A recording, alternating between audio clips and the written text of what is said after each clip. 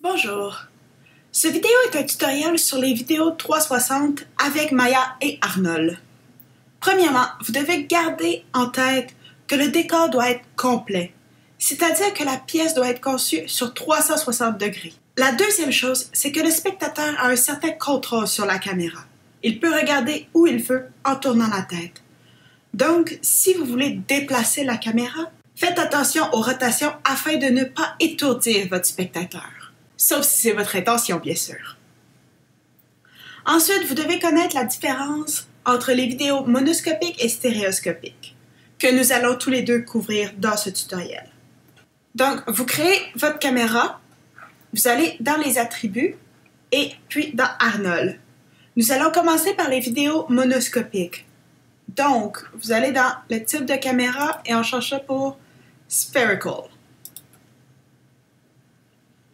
Ensuite, dans les réglages, vous avez besoin de, pour votre caméra, doit être en 4,96 par 2,48. Le un est le double de l'autre. Ensuite, quand vous allez dans le Render View, si on prend la bonne caméra ici, on fait le rendu. Donc, vous pouvez voir que la pièce au complet apparaît. Donc, j'ai ma chaise qui est de l'autre côté, la porte, le cadre, mais vous voyez que les proportions ne sont pas identiques. Donc, la chaise apparaît plus grande ici, le plancher est déformé, tout est légèrement déformé, sauf ce qui est au centre de l'image, c'est normal. Au montage, avec la projection équirectangulaire dans un lecteur 360, ça va bien fonctionner. Ensuite, vous avez juste à partir votre rendu, normalement, comme dans n'importe quel autre film que vous faites avec Maya. La seule différence, c'est qu'avec la résolution, ça va vous prendre plus, ça va être plus long. Le rendu va être plus gros parce que les images vont être plus grosses. Passons maintenant aux vidéos 360 stéréo, donc stéréoscopique. Vous avez besoin pour ça d'une autre caméra que j'ai mis par-dessus ma première caméra, donc les deux sont au même endroit. Donc, dans les attributs, dans Arnold, cette fois-ci, vous sélectionnez VR Camera. Pour le mode, vous pouvez prendre Side-by-Side ou Over-Under et vous faites attention que ce soit à lat long.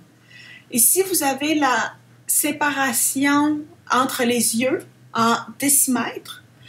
La séparation normale entre les yeux chez l'être humain est de 6,5 cm. Et donc, c'est ça qu'on a par défaut. Maya, c'est ça qui nous donne comme chiffre. Maintenant, pour la résolution, donc, pour notre caméra, vous voulez un carré de 4K. Donc, si vous allez dans les presets, vous l'avez déjà, celle-là. Maintenant, dans le Render View, si on sélectionne notre bonne caméra, c'est là que vous allez voir la différence entre le monoscopique et le stéréoscopique. Donc, même si le rendu n'est pas fini, vous voyez que j'ai deux fois la même image. Donc, tout à l'heure, en monoscopie, on avait juste une image. Maintenant, on a deux fois la même.